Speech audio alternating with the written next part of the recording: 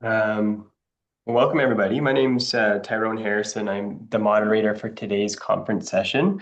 Really excited for day 3 of our conference today. I'm a nephrologist and health services researcher from Calgary and also one of the early trials leaders this program. It's really excited to see what the presenters have to share with us today. Before we begin, though, we'd like to share a land acknowledgement.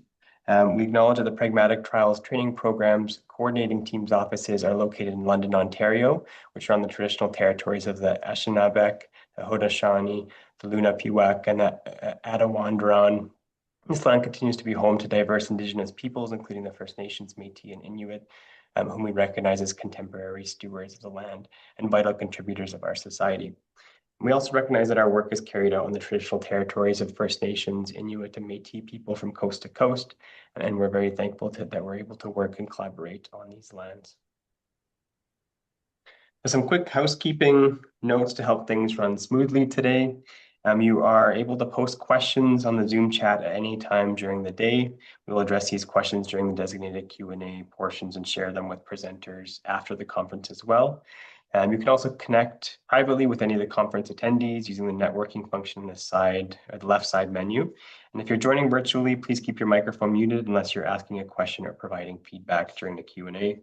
The program email and website have been posted in the chat for your convenience. Conference videos will be made available on our website after the conference concludes. So for today's agenda, we're really excited to have you here for 2 sessions. For local learners wanting to connect in person, there's also a live screening in room 3320 in Somerville House at Western University. There has been a little bit of last minute change to the agenda. So this afternoon, we're going to walk you through a live demonstration of creating an AI support educational module. So that'll be really awesome to see. We'll also break for lunch between 12:10 and 12:55 Eastern Standard Time and conclude our day at 2 p.m.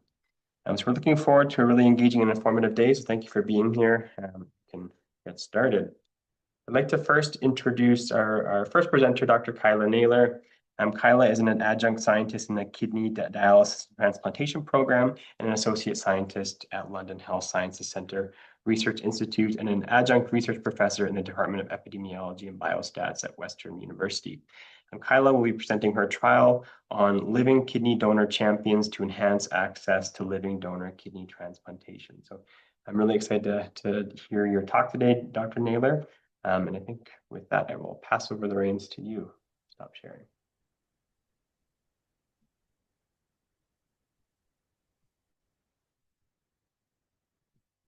Good morning, everyone. So excited to present my trial looking at supporting patients with kidney failure and accessing a kidney transplant.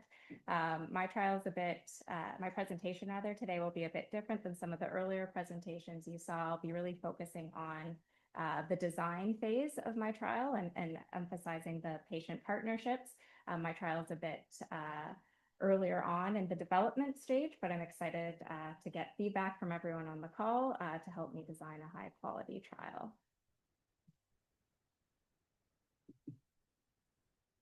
So over 40,000 Canadians are living with kidney failure, and most of these patients rely on dialysis 3 times a week to survive. Fewer patients receive a kidney transplant. Kidney transplants compared to dialysis allow people to live longer. So on average, people who receive a kidney transplant live about 10 years longer compared to dialysis. They have an improved quality of life. And for the health system, kidney transplantation is actually a lot more costly or less costly. So over 5 years, every 100 transplants saves the healthcare system about $20 million in averted dialysis costs. So there are many benefits of kidney transplantation compared to dialysis, but unfortunately, most transplant eligible patients will never receive a kidney transplant. And there are many reasons for this. So there are not enough deceased donor kidneys available for transplant. And unfortunately, the rate of living kidney donation has remained stable within Canada for decades, despite many efforts to try to move the needle to increase transplant rates. So there are other barriers to receiving a kidney transplant as well. So patients unfortunately often lack the knowledge about the benefits of kidney transplantation compared to dialysis. they sometimes have difficulty discussing living kidney donation with loved ones, families, and friends. As you can imagine, discussing the need for a kidney can be a very difficult conversation to have. The transplant evaluation is very complex and burdensome as described by patients. It requires multiple steps. So patients require 30 plus tests and appointments with specialists to even be waitlisted for a transplant. So it can be quite daunting for these patients who you also have to remember are also not feeling their best. As many other areas of healthcare, there's limited healthcare funding. So healthcare professionals don't always have the time to spend with patients to provide multiple education sessions with them on the benefits of kidney transplantation and to hold patients' hands through this complex journey. And there's also a lack of peer support, at least historically. So to overcome the lack of peer support, one thing that our group has developed was the Transplant Ambassador Program, and we're very lucky to have on our expert panel today, Susan McKenzie, who was instrumental and still leads this Transplant Ambassador Program. So what this is peer support is provided to patients with kidney failure or patients who are potentially interested in donating their kidney. And this peer support is provided by kidney transplant recipients or living kidney donors who have successfully gone through the process. These individuals share their lived experience with patients with kidney failure. They provide practical advice and emotional support. And this program was developed by patients, healthcare professionals, and researchers, and is entirely patient-led program. So the Transplant Ambassador Program has been operating successfully since 2017. So for many years now, we now have there's now over 200 transplant ambassadors. So these are the kidney transplant recipients and living kidney donors who are providing peer support to patients with kidney failure. They speak collectively over 25 languages, so they can provide support to individuals who might not have English as their first language. Since its inception, they've had over 10,000 conversations with patients with kidney failure or potential living kidney donors. It's currently operational at all regional renal programs in Ontario. So there are 27 regional renal programs and it's operational across the province. And due to its success, it's expanded to Atlantic Canada. And there's also a pilot program right now at McGill University in Quebec. They've also expanded their role in helping with recruitment for patient partners and research. So recruiting over 250 patients for research. So for this talk today, I'll be focusing on an intervention that we are developing, which I'm going to call Transplant Ambassadors 2.0, and I'll refer to the peer support person role as Transplant Ambassadors 1.0. So since Transplant Ambassador peer support has been operating quite successfully and well in the province for over 8 years, we wanted to expand the role of transplant ambassadors and evaluate this formally in a trial. So based on conversations with patients and healthcare workers, we wanted to add some components to TAP to provide patients with more support going through the process. So this TAP 2.0 would include kidney transplant knowledge sharing, expanded scope of the patient navigator role, and support finding a living kidney donor. And I'll go through each of these supports in the coming slides. So with Ambassadors 2.0, these ambassadors would receive additional training to provide these added supports. So they would receive more training. For ambassadors currently providing peer support, they receive confidentiality training and training on how to be an effective mentor, but the ambassadors involved in 2.0 would receive additional training to that. And ambassadors can provide as much support as the patient wants. So it's entirely patient-led. The patient can request to just want support finding a living kidney donor, or they might want more support, for example, navigating through the transplant process. So for the kidney transplant knowledge sharing role, we know that early and repeated transplant education is needed. However, healthcare staff often has limited time and resources to provide multiple sessions of education for these patients. Oftentimes, the education for transplant might be bundled with other treatment modalities such as in-center dialysis, peritoneal dialysis. And as you can imagine, that can be a lot of information for a patient to take in one sitting. So that is why early and repeated transplant education is helpful, and transplant ambassadors could potentially fill some of that gap.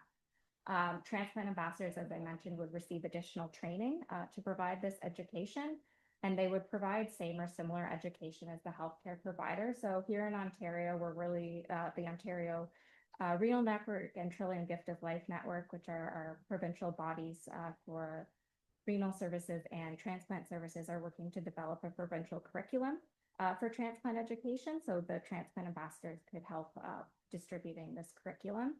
And the education could be offered in person or virtually. So right now, transplant ambassadors offer peer support both in person and virtually, and sometimes it's preferred by the patient to kind of receive that support within the comfort of their own home in a virtual manner. So some example supports that could be provided are education, as I mentioned, on kidney transplantation and living kidney donation, helping patients access relevant information. There's a lot of information available online, and sometimes just simply helping patients get to the right high quality information can be helpful. Transplant ambassadors can continue to provide personal insights about their experiences, about that I guess healthcare providers can't necessarily provide since they haven't been through the transplant process themselves. And also they can help them draft a list of education related questions to ask their healthcare provider, since those questions should be given to the healthcare provider and not the transplant ambassador.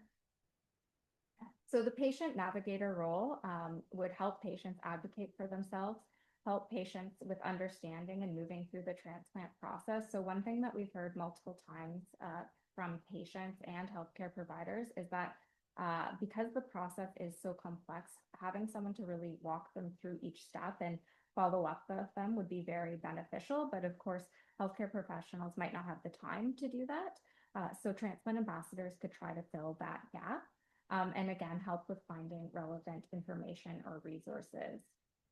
So some example supports are many hospitals now have care portals that can be very helpful for patients for accessing test results, knowing about upcoming appointments. However, there is a bit of a technological gap that not everyone can get onto these care portals. So providing assistance with getting patients on these care portals, different tips and tricks. So for example, support arranging TB tests, and as well, sometimes wait times at different locations are different lengths of times, and transplant ambassadors often know if you go to a different center or a different site, you might have a shorter wait times for a particular test. A kidney transplant passport. Many transplant centers have a bit of a passport so patients can check what they've accomplished in the transplant process to know where they are in the stage. So transplant ambassadors could help with that. Navigating community support. So this is something that's come up through multiple different conversations with patients, particularly in working and talking with patients from Northern Ontario. So the way in Ontario, the transplant system set up is that we have 6 adult transplant centers, but they're all located in Southern Ontario. So for those patients living in Northern Ontario, they're required to come to either Toronto generally or London for their transplants. So they've expressed a gap in needing support with finding things like what hotels have good rates because it can be very expensive, transportation to and from the airport. Also having supports for their loved ones when they're in the hospital, since they're often don't have their familial network there when they're getting the transplant. And then support completing forms. So for example, patients in Northern Ontario generally apply for travel grants, but these can be overwhelming and complex forms, so providing support with that as well. And then living kidney donor, targeted support to help patients find a living kidney donor. So transplant ambassadors will be trained on effective strategies to find a living kidney donor. And in Ontario, this is quite timely. Ontario has developed a new living donor toolkit with the goal is for healthcare staff to distribute the toolkit, but the issue is that not all healthcare staff will have all the time to distribute and spend a lot of time more hand-holding with the toolkit. So the toolkit will include scripts, social media templates, and donor letter lists, which is an excellent start, but we've heard from patients that they actually need more support with, for example, helping write a social media tweet, writing an email, and just a bit more support than what's currently intended to be provided. They can advocate on the patient's behalf to find a donor, and share strategies that they themselves might have used to find a living kidney donor. So again, providing that lived experience. So some example supports is working with the patient to brainstorm their social networks, support, as I mentioned, writing or reviewing letters and emails, hosting an event to spread the word about their kidney failure, and role-playing conversations that they might have with their family members for the need for a kidney. And then if the patient does have a loved one, helping them find a living donor, the transplant ambassador could support that loved one in helping their family member find a living donor. So the plan is for this intervention, the patient population would be adult patients, so 18 plus with kidney failure, who are likely eligible for transplant and interested in interacting with the transplant ambassador. So we know through the pre-transplant coordinator, they're able to identify patients who are eligible for transplant. So that would be fairly easy to do. And then the intervention, as I mentioned, would be structured support to help patients access transplant and feel supported through the process. And this support, again, would be provided by transplant ambassadors who have additional training. So not all transplant ambassadors would be providing this enhanced support, but it would be the ones who received additional training. So the usual care group or the control would be usual care, and then patients would continue to receive support with accessing transplant from healthcare professionals, and they would still continue to receive support if interested from TAP 1.0. So we wouldn't, of course, take away that peer support, which has been around in the province for many years now. The outcome is something we're still discussing on what would be the best outcome for a potential trial. So right now, we were thinking potential living kidney donors contacting the transplant center. So this is we have this information available in our administrative healthcare databases. So it's the time point when the living donor submits their medical social questionnaire. So this data is of high quality and readily accessible. And also transplant referral. So that's one of the first steps in the transplant process. And again, this is readily available in administrative databases. We know that often it's asked, well, we should really just care about whether transplants have increased. So have kidney transplants increased? The reason we chose, we were thinking of having some outcomes earlier on is a few reasons. For example, helping find a living kidney donor for a patient is quite a complex endeavor. So many donors might come forward for a patient. So generally 4 donors need to come forward for one to kind of proceed with the donation. And to be a donor, you have to be extremely healthy. So even if the intervention works, it's not something we can't modify is if the donor isn't healthy enough to donate. So there are a few considerations as well. In Ontario, the average wait time for a deceased donor transplant is over 5 years. So just some considerations about, and happy to discuss at the end about what would be the best outcome for this particular trial. And also thinking about a patient-reported experience measure, because really one of the other goals of this is to make the experience better for the patient. It can be very stressful for the patient, and if there's a program that could help reduce that stress or make the experience a bit better for the patient, that's a worthwhile endeavor as well. So why is this trial needed now? Well, innovative strategies need to be evaluated through high quality research to improve the kidney transplant rate. Many trials have been conducted. It's very difficult to increase the kidney transplant rate. So that doesn't mean we should give up, but we need to continue to think of innovative strategies. And in a healthcare system that has limited resources, we've been able to, Sue and her team has been able to prove that TAP is a scalable intervention.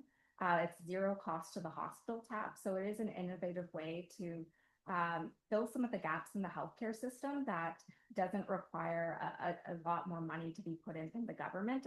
As I mentioned, it is zero cost to the hospital. TAP is funded through kind of donations and things like that. So it is sustainable. As I mentioned, healthcare professionals often don't have the time, but we also might not have the money to hire more staff. To our knowledge, there have been no randomized controlled trials assessing the effectiveness of multi-pronged peer support. to help patients access a transplant. So there have been some randomized control trials looking at different components. So for example, a randomized control trial has looked at use of patient navigators to increase transplant, but not looking at kind of a multi-pronged component of peer support.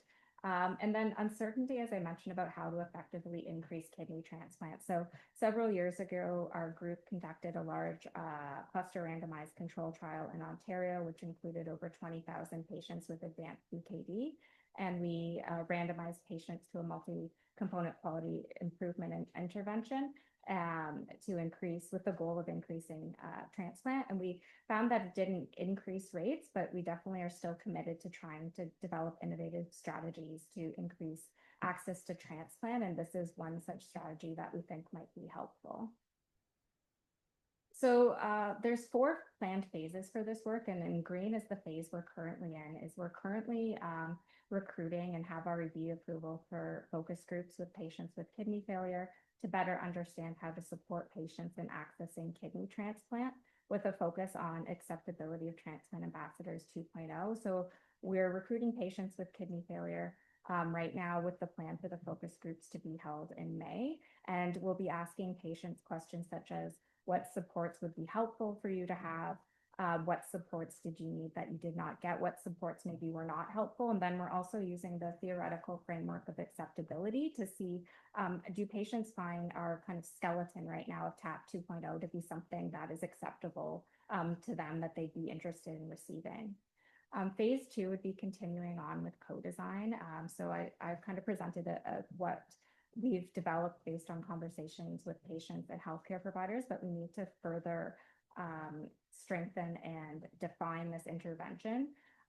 So co-designing with patients, healthcare professionals, and researchers to really make sure our intervention is as strong, and also discussing certain aspects, such as there are certain aspects of the intervention that are non-negotiables that we're saying like patients do need to receive. So going through those phases, and we plan to hopefully have a half-day workshop in the summer or fall to continue on with that co-design. A pilot study with 5 to 10 patients to understand intervention acceptability and areas for improvement. And then phase 4 would be a feasibility trial, and then phase 5 would be the full trial. So the plan would be the feasibility trial would be an open label, parallel 2-group individual patient randomized clinical trial. And then the full scale would be a pragmatic to unparalleled group, open label, registry-based, individual randomized clinical trial. And again, registry-based because all main steps in the kidney transplant process, regardless of our outcome, are accurately captured at administrative databases at ICS. So we do have access to that information. So some lessons learned. The intervention design is an iterative process and takes a lot of time. So you may have noticed my title from change from what was actually presented. So our initial design really focused on just providing supports to patients on finding a living kidney donor. But through talking to patients, healthcare providers, it was thought that the scope should be expanded a bit, because a lot of patients might not they might want a transplant, but maybe not from a living kidney donor. So wanting to expand the scope of the intervention. So we kind of had to start not over, but really kind of work on redesigning our intervention. And then patient partners can be involved in multiple parts of the trial. So this is a patient-led, TAP is, as I said, patient-led, and the transplant ambassadors continue to be actively involved in the design of TAP 2.0, and also are interested in being involved in the physical trial itself. So for our focus groups, we have a patient partner who's actually recruiting the patients for those focus groups and exploring if once we get to the actual trial, can they be involved with recruiting patients for the trial. So just learning that patients can be involved in multiple aspects of a trial. So some potential challenges down the road, or potentially sample size. We're looking to discuss with a few different hospitals in Ontario what percentage of their patients actually agree to interact with transplant ambassadors, because of course there are patients who want a kidney transplant but might not be interested in interacting with a transplant ambassador. Again, this is a unique set of patients opting into a trial because they would have to be interested in talking to a transplant ambassador. So that's likely a bit of a specific population. And as I mentioned, determining what is the best primary outcome, that's important to patients, clinicians, as well. So really trying to get a good handle on what would be the best primary outcome for this work. So next steps, as I mentioned, we're having the focus groups likely in May for the first phase of the work, then the co-design, and through discussions with healthcare professionals, they really want us to have a list of what is in and out of scope for transplant ambassadors to do. So we're going to work with healthcare professionals and patients to really clearly lay out what a transplant ambassador can be involved with, and what they cannot be involved with, because at the end of the day, to have healthcare professionals continuing to support TAP, which is integral to, which has been integral to TAP 1.0. We need to make sure that healthcare professionals are on board and supportive of TAP 2.0, or it's not going to work. And I should also say for TAP 1.0, what has been crucial has been the support of our provincial agencies. So Trillium Gift of Life Network and Ontario Renal Network. So within that co-design process, continuing to make sure they're on board too, as we all know that support from healthcare professionals and provincial bodies is essential to make sure that the intervention works and can be scaled long term. So some key takeaways, we're presenting a potential scalable, low-cost intervention to reduce the burden on healthcare providers, and it's potentially an innovative way to improve access to kidney transplant. So I'd like to acknowledge the Pragmatic Trial Training Program for providing support, my mentor, Dr. Amit Garg, and patient partner, Susan McKenzie, who you'll hear from shortly. So thank you.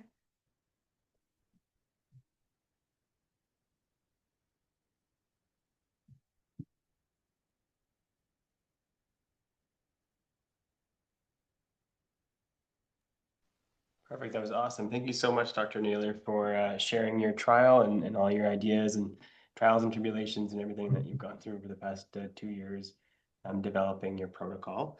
So we're going to move on now to our panel discussion. I'm really pleased to present both of our panelists today. You just heard about one of them, Susan McKenzie, who's our provincial chair and co-creator of the Transplant Ambassador Program, president of the Kidney Patient and Donor Alliance Canada, and she's also a kidney patient and transplant recipient as well. So she's one of our esteemed panelists today. And then also Dr. Kevin Yao, who's a nephrologist and clinician scientist, assistant professor at the University of Toronto with an interest in chronic kidney diseases and glomerulonephritis. So we'll begin with a bit of a moderated discussion. There's not really any structured order for who has to make comments first, but if we have a volunteer, that'd be awesome. If you could comment on Dr. Naylor's trial, and then we can have a bit of a discussion between Dr. Naylor and yourselves. Looks like Dr. Yao is off mute, so maybe we can. Sure.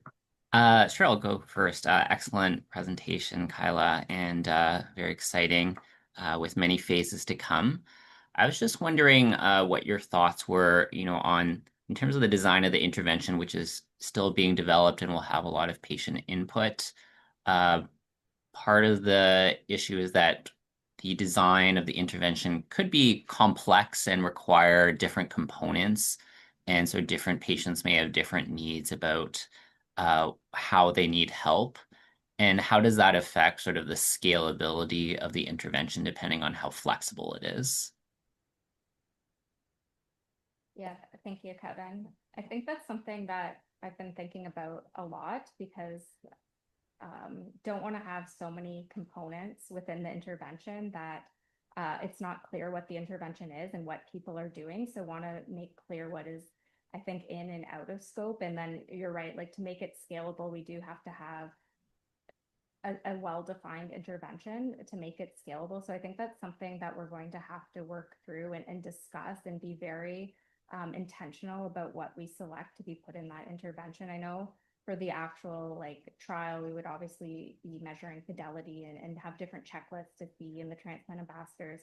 They have their own data system that's secure, so they would put in logs of what was actually delivered and different components of that to try to better understand what was actually delivered in the intervention. But I think that is a very important point that we're going to have to continue to discuss, because we don't want to put everything that everyone says in the intervention, and then it's really loosely defined. So that's definitely something we're going to have to do some kind of whether it be ranking exercise if we have a bunch of patients and them saying what is most important to them, because we're not going to get every point within the intervention, even if some patients say that's helpful. So that's something that I think we're going to have to continue to think through.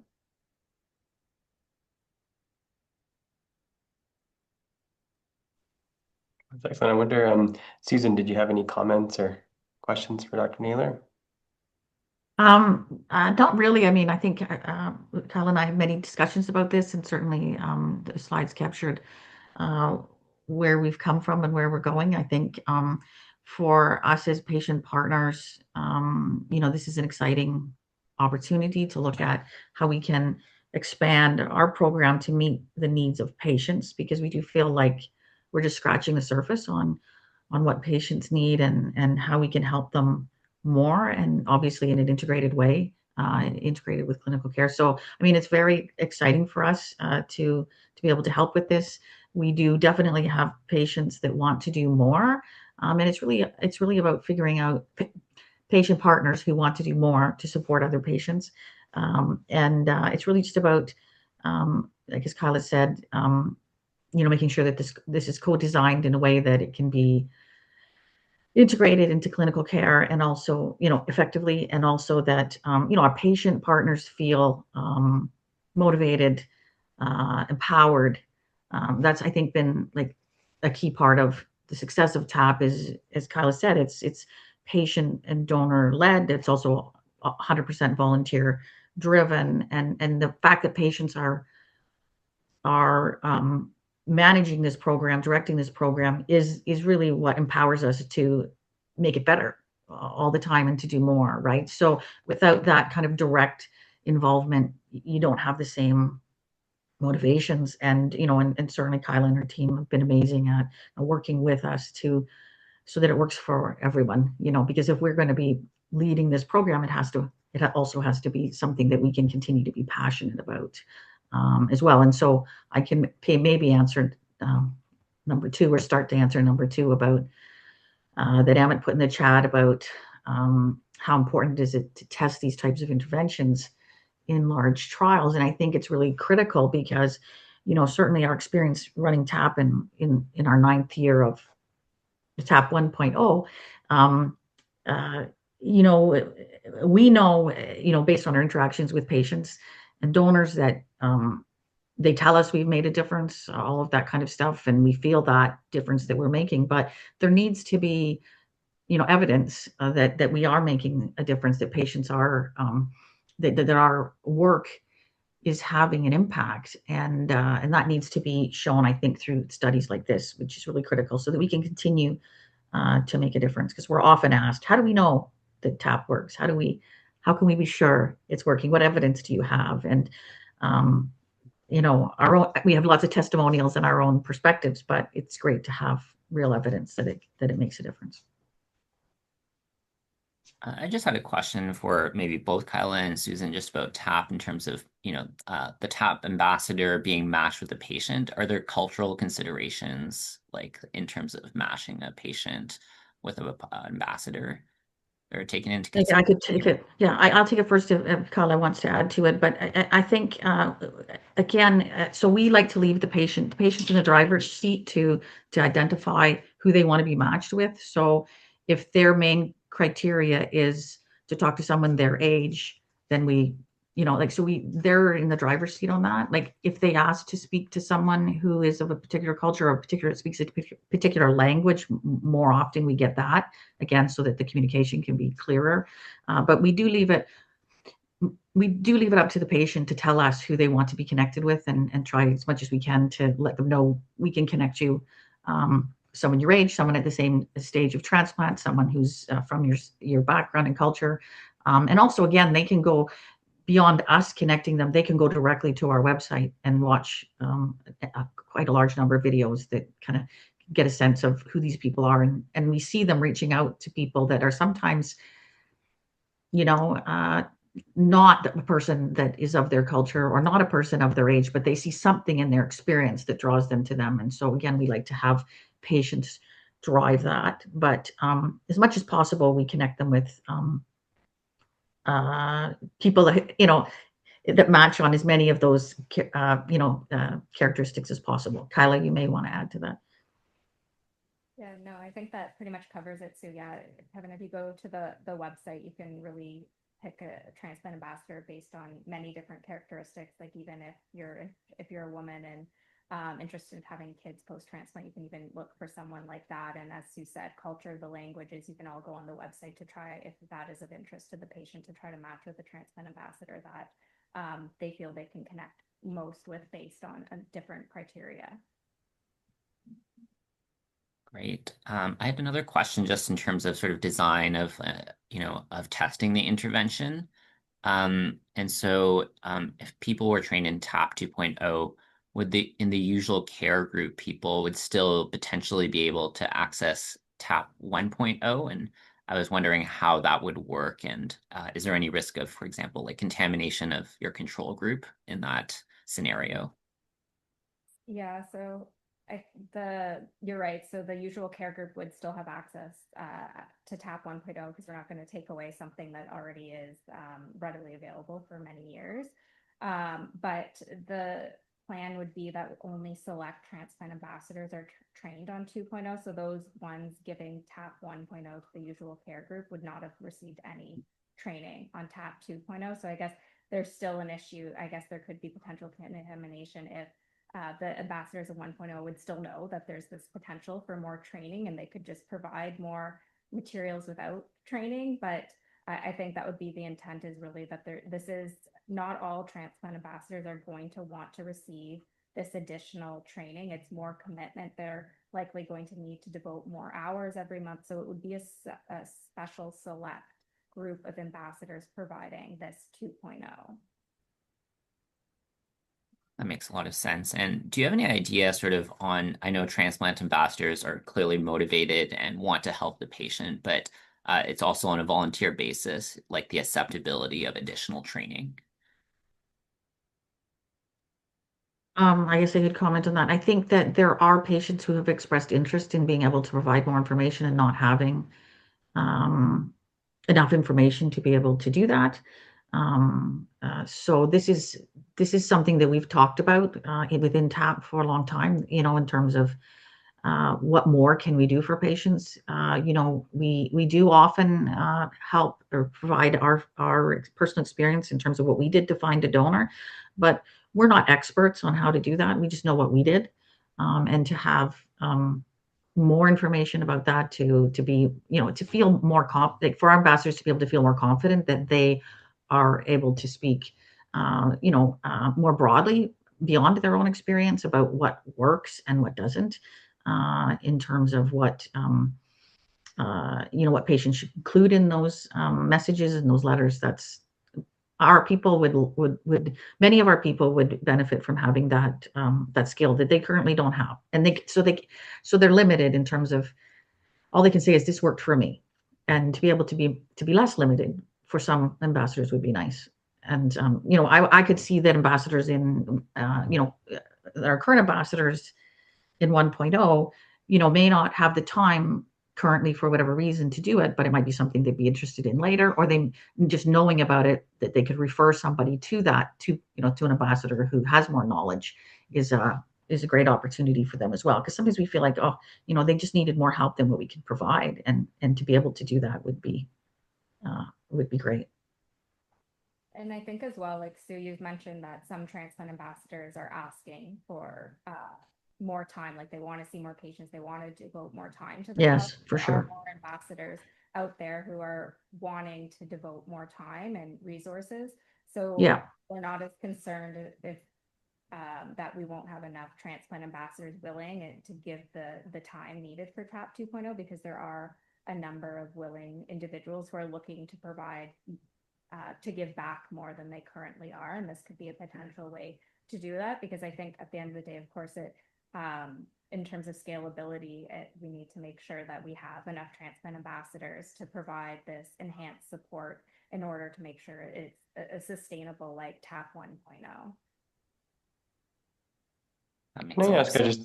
can I ask just a quick question along those lines, Kyla, and sort of along Kevin's question too about the risk of contamination? Like, did you guys consider other units of randomization? So this is like a patient level randomized trial, but as we talk about like training of specific TAP ambassadors, like had you thought about perhaps like a cluster trial at the level of like the ambassador themselves? You randomize them to TAP 1 or TAP 2 or We've only actually considered individual randomization, but that's an interesting point. So you're saying randomize the ambassadors. but I'm just like thinking like if you, I mean, if you had trained only specific ones on TAP 2, but then they're, having to deliver care to usual care people as TAP 1 and then your intervention arm is TAP 2, like there might be a little bit of a I guess contamination between the groups. And so I mean, perhaps not for your pilot trial, but as you look to scalability and expansion past your one site, like just wondered if you had thought about a different unit of randomization. Yeah, no, thank you for bringing that up. That's something I think we'll definitely take back and consider for sure. So thank you. Yeah, I'd also pondered about similar thing, Tyrone, although I think there's like a number of considerations, like even a stepped wedge trial, if it was deployed at one place and developed at one place and ultimately Mm. rolled out to another sites, although there's like other considerations about your sample size and how it would roll out. But something to think about in terms of design, I guess. Yeah, absolutely. I was also wondering in terms of the pilot trial, if you were to do the pilot trial, would you plan for it to be like a Vanguard study or would you reevaluate the intervention afterwards? Yeah, so I think we are going to do like a feasibility trial to really make sure that we can just recruit enough patients that it's acceptable, do some surveys to patients and healthcare workers as well to make sure it's acceptable. So it really would be a feasibility trial versus a Vanguard, just to make sure that everything is working and can actually be done. I think one of the main concerns would be recruitment. Yeah. And Kyla and Sue, you were both involved in this previous cluster trial that had a multi-component intervention. Do you have any insights from that study, which had, a number of intervention looking at multiple outcomes and what we can learn from that for this study? Yeah, I think that's really important, of course, to learn from our previous work. I think one thing from that study, which is different from this one, is that the healthcare, like TAP was actually one component of that intervention. There was 4 components of our previous work. So it was TAP, education, and data reports and quality improvement teams. So the majority of those interventions were led by healthcare professionals. And oftentimes they don't have the time to kind of make all the changes or commit. Not that they're not well intentioned, of course they are, but it's the system. Like it's the state of healthcare. It's very hard to do all these additional things. So I think that's part of what we were trying to lean on is that let's give people who have more time to deliver the intervention. I think another component too that I've been kind of thinking about is the complexity that intervention had a lot of different components, and then trying to tease out like did something work well, something didn't work well. We did a process evaluation to try to better understand what to explain the results, I guess. So I think thinking through this one as well, kind of going back to your original, I think, question about how complex is it, what are the actual components, and as well through kind of learning in this program, are there certain non-negotiable pieces of this trial that we want to implement that I guess it would be a bit less pragmatic in a sense that it's not anything can be delivered that the patient wants, but are there certain components of the trial that we think are really important to be delivered to patients? So I do think that is important as well. And I think our outcome, that's why we're a bit struggling as well. The outcome in the other trial was 4 steps towards transplant. So it was living donor contents, referral, waitlisting, and kidney transplant. So also trying to think through ours as well. Are there other outcomes that are important to patients as well? So that's why I kind of mentioned the patient reported experience measure, because not everything it is very difficult to move the needle on kidney transplant. There's multiple barriers. There's multiple reasons why people might not ultimately get a kidney transplant, they could become too sick. But if we can improve the experience for patients, that's also, I think, a very worthwhile cause. But Sue, did you have any thing to add? No, I think that for me, it's that last point. It really is about measuring the right outcomes that we as transplant ambassadors can impact. We can't impact, um, the things a lot on the system side, but we can impact patient readiness and confidence and ability to advocate and all of those kinds of things. So I think it is about getting the right outcomes. It's absolutely key.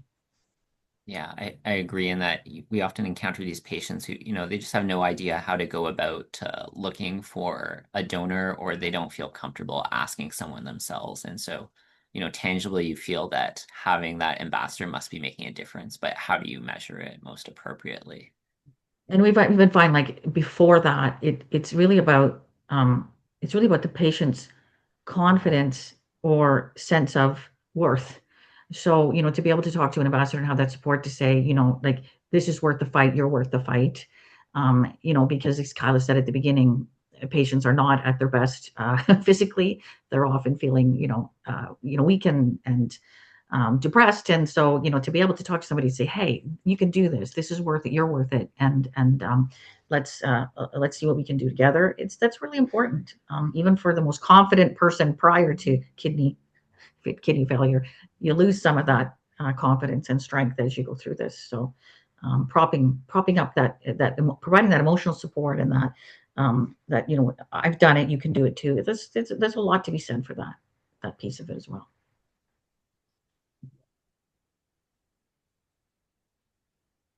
Great. Kyla, I had a question just about your co-design of the intervention. You talked, oh, there's somebody else talking. I just had a question about your co-design. I'm having some, not sure what that is. I think I might be hearing myself speak on somebody's uh, computer too. Anyways, about the co-design of your intervention, like have you used any specific co-design frameworks, or how do you envision that looking? No, we haven't used any specific co-design frameworks. I think that's something that we will need to look into. We are working with at Ottawa Method Center for our focus group. So that's our next step, is to discuss through some my expertise, I should say, is quantitative research. So discussing with the Ottawa Method Research Center different ways to go about co-design. That's our next step after the focus group. So we do have a number of qualitative experts who we are working with there who have experience with that. We were thinking as well, it's not a methodology, but wanting to have some kind of facilitator with our intervention for the co-design day, like have a workshop and a facilitator there with all the relevant players to kind of facilitate the day. But that is on our radar, and we are working with kind of other expertise we have connected with other experts who can help us make sure that we're doing it in a rigorous, thoughtful manner. That's great.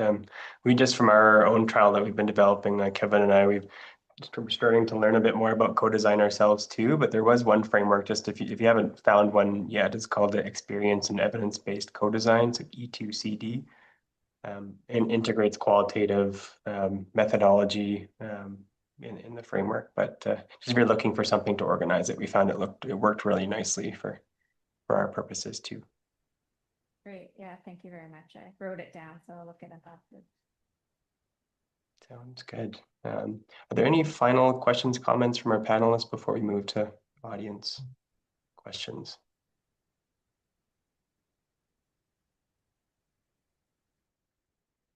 No? Okay, great. Well, I'll start. There's a couple of questions that have popped up in the chat, and I'll read Amit's, but if there's anybody else that has any questions, please do ask your question in the chat and we'll get to it next. Amit had made the comment, nice presentation. The expanded role of patient and public volunteer organizations in supporting high quality care delivery is important and timely, particularly as healthcare resources have become increasingly strained. He had two questions. The second one had been answered earlier in the conversation, but the remaining question is what lessons from the organization, delivery, and sustainability of TAP might be transferable to other areas of medicine?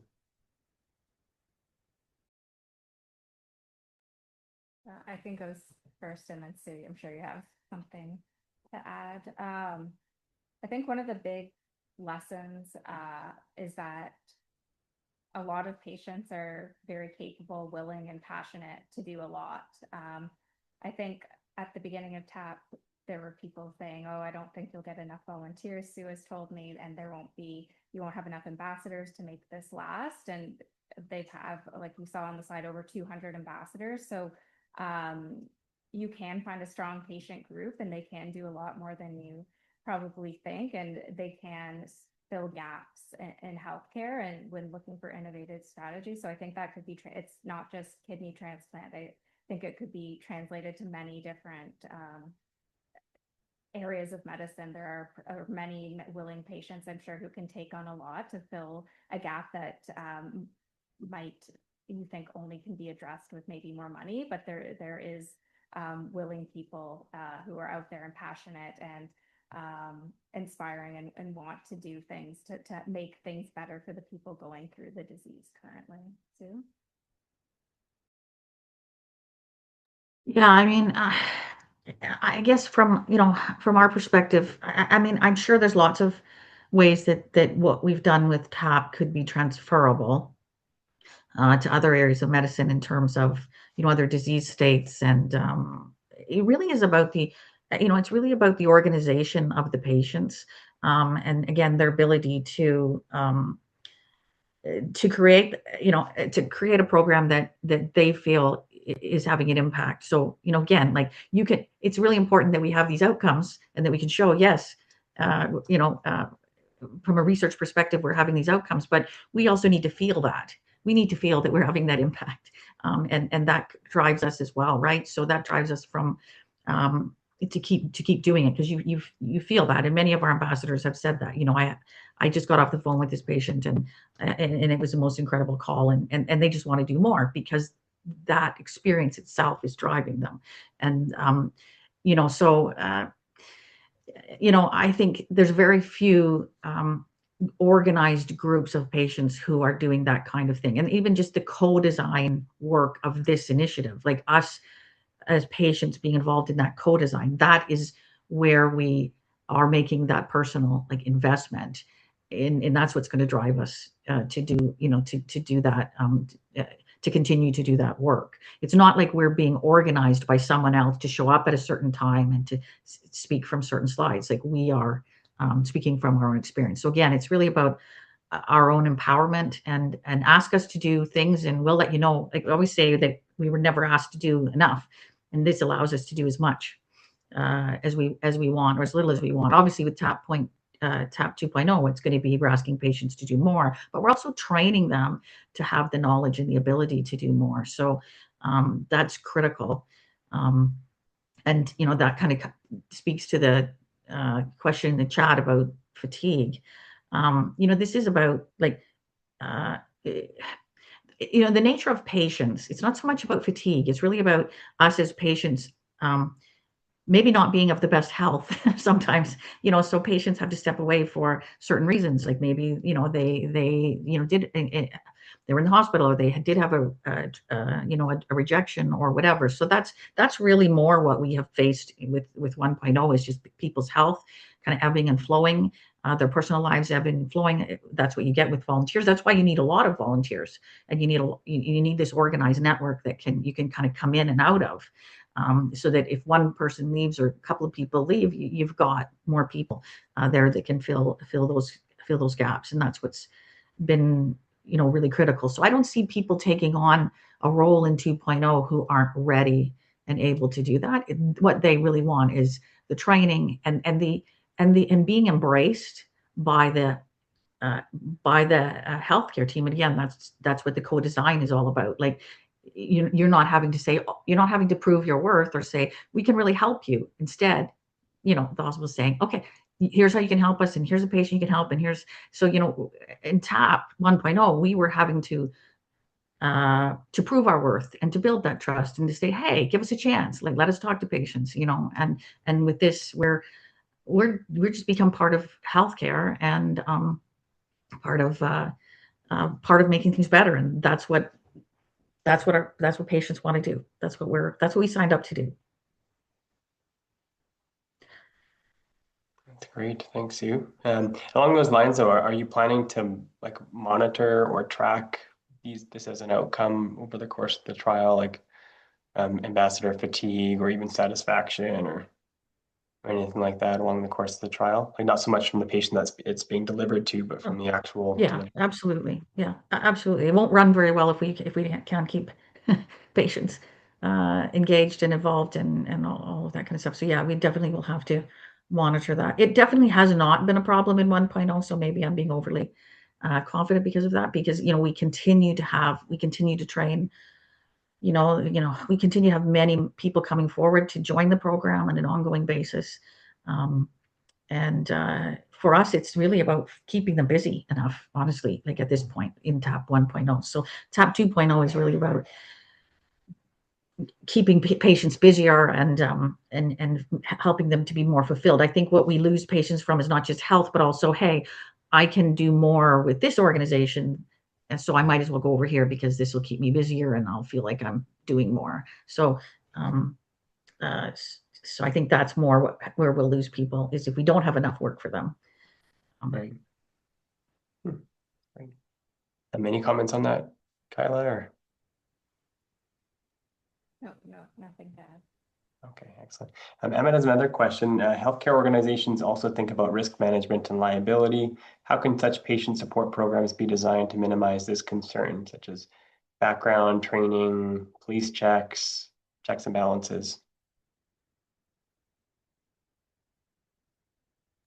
Yeah, so I guess I'll start, Kyla, you can add, but certainly we because we started as a research, as part of the cluster randomized trial, and you know, in 2017, we have a lot of these checks and balances in place. There's no ambassador already that doesn't have a vulnerable sector police check, or they aren't able to join the program, whether they're in the hospital or not. Even to do virtual TAP, you have to provide a vulnerable sector police check, and you have to report whether you made contact, all of those kinds of things. So and you have to sign confidentiality and media release, all those kinds of things. They're already embedded into the program.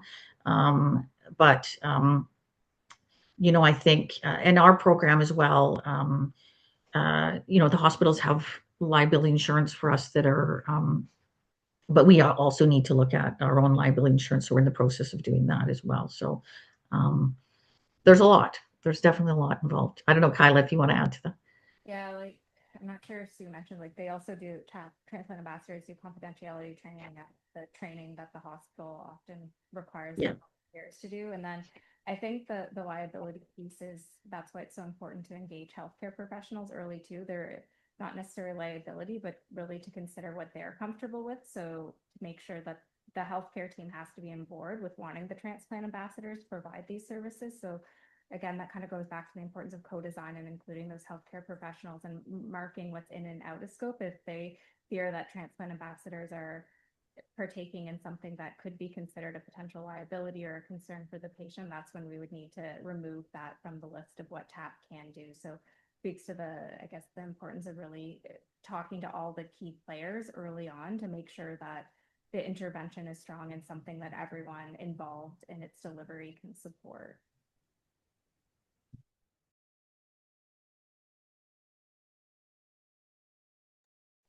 Excellent. Are there any more questions from the audience or Sue or Kevin? Has anything popped up? No. As you look to scalability and expansion past your center, like I guess how much of that have you considered already in your design, or is it I guess you're mainly focused now on focus groups, co-design, pilot within your center. But how much of your intervention design are you thinking of, future scalability in your full trial? I think at the forefront we are very much considering scalability. That's what TAP 1.0 is. We don't want it just to be offered at our local center. So making sure that TAP 2.0 can align with the process of TAP 1.0 and what has worked to make it scalable. We kind of, TAP has a bit of a train the trainer model, and really us thinking through how can it be scalable at the beginning to make sure we're not committing to something that can't be scalable, because at the end of the day, it's not the goal to just have it operating in London, Ontario, but wanting it across the province. And even with TAP 1.0, we're working to expand it further across Canada, outside of just Ontario, Quebec, and Atlantic Canada. So that's something that we are considering at the beginning and trying to take from lessons learned about scalability from TAP 1.0. And one of those lessons that Sue kind of mentioned about when it was asked about the need for the trial is other provinces kind of ask, well, how do you know it works? Like if we implemented it, how do we know it's doing what it's doing a good job? It's helpful. Is it worth implementing? So I think thinking at those questions that we've gotten about, or not barriers, but maybe a bit of roadblocks we've had from TAP 1.0 and scaling it, and seeing if we can do anything to prevent that from TAP 2.0 when considering scalability of it. Great. We have a comment from the chat. Bin Luo has said, is there an economic analysis in the plan, for example, evaluating the efforts of ambassadors versus the gain in the outcome?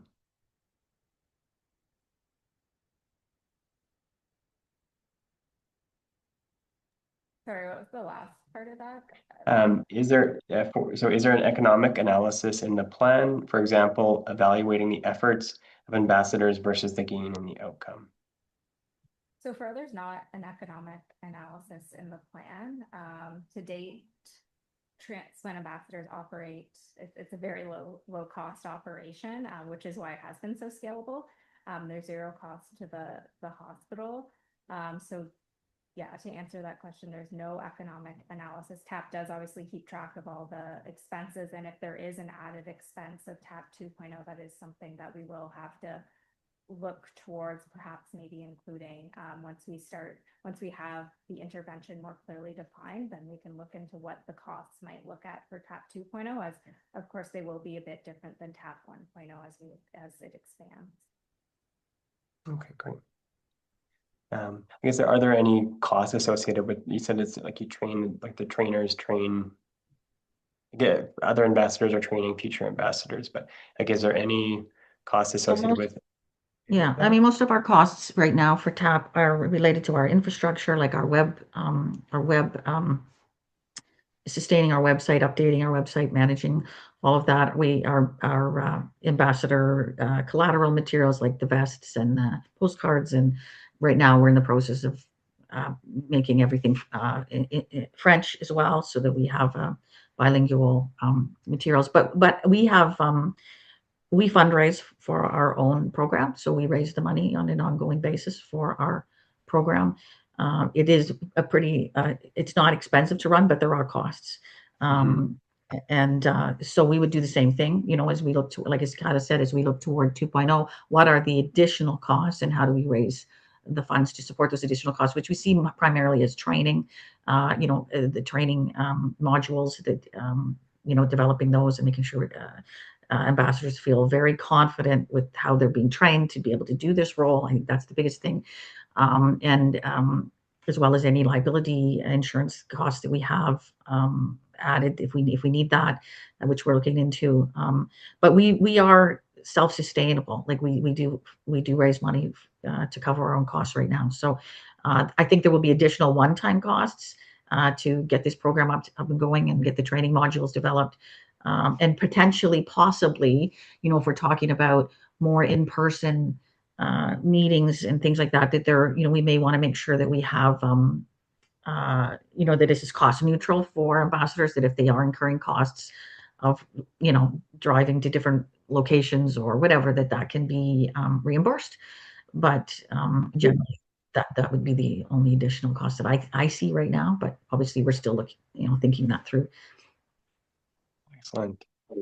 Are there any last comments from the panel or from Kayla? Do you have any last comments? Or it's a really fruitful conversation. So thank you very much to our panelists and to all the attendees and for the great questions in the chat box. I think we're ready to take a break. So we'll wrap up our Q&A here. If you do have any further questions, please do post it in the chat and they'll be shared with Dr. Naylor afterwards. So yeah, thank you very much for your engagement. Thank you for attending. And we're now going to break. For those in Eastern Standard Time, it'll be your lunch. For me, it'll be a caffeination break.